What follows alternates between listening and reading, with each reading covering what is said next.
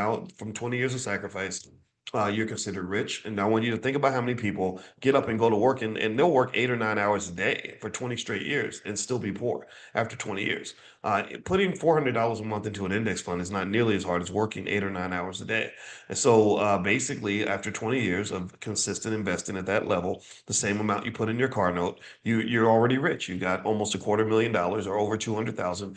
30 years, you're up to 500,000. 40 years, you have over $1 million. So in one generation, 40 years, which would be the difference between 1985 and 2025, your family is now $1 million family. You're not just millionaires, you're cash money liquid millionaires. Those are two different types of millionaires. Paper millionaires are not the same as liquid millionaires. Liquid millionaires actually have $1 million in cash.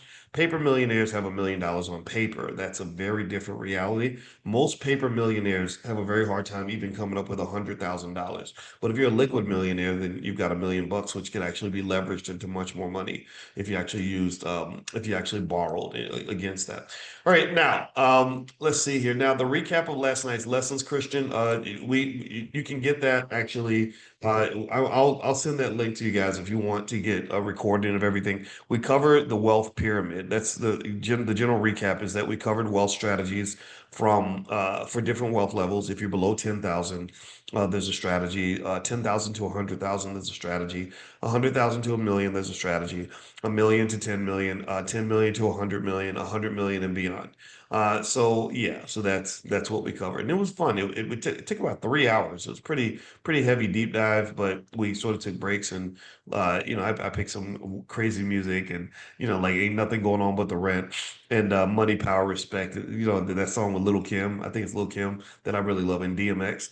And so it's kind of funny to me how we have so many songs about money. Money is really, like this part of the culture. Everybody talks about money.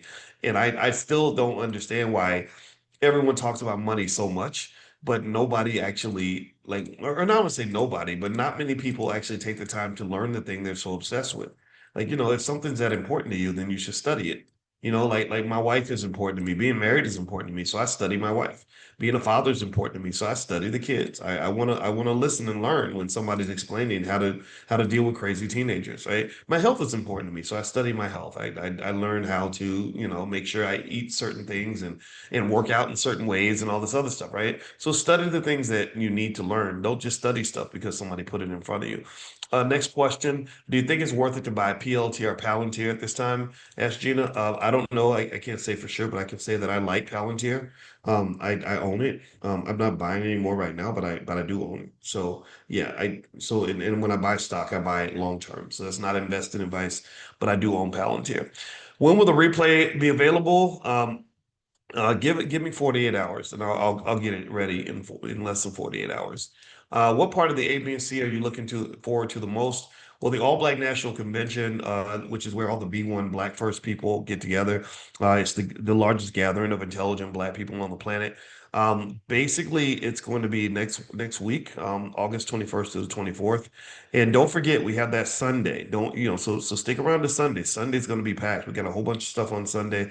We're partnering with the National Business League. They're only going through till Saturday, but all the people from the Black Business School, we created a special day just for Black Business School students and those who want to stay an extra day and network and learn. I mean, we're covering everything from stock options, stock market stuff, economic elevation, real estate. We've got experts lined up for the entire day. So it's not just the experts, it's also the networking. And like I said, we're sold out for this year, but also the tickets for next year's convention are going to go on sale right afterward. It's going to be in Brooklyn, and I'll go ahead. Now, the thing is, if you get your tickets early, it's a trade-off. One, you can get them for half price, the super early bird price. But then secondly, we don't have the exact date nailed down because we have to negotiate with the hotel, but we can tell you what month it's going to be. That's what we're going to be able to do. But we can't get the specific date because we have to make sure we talk to the hotel. So the other thing about the convention that I love the most, and I love the people. I love getting a chance to be in the same room with people that lift my spirit. I like being around people that pour into each other. and black people that love each other. It reminds me of the potential of who we're supposed to be.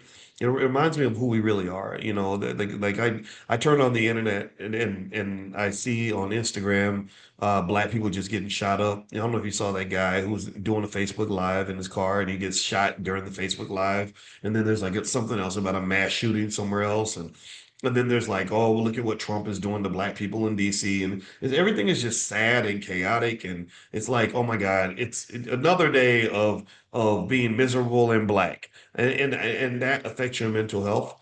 And so I encourage you to be careful about how you consume that sort of information and content because it can make people depressed and frustrated and make you want to give up.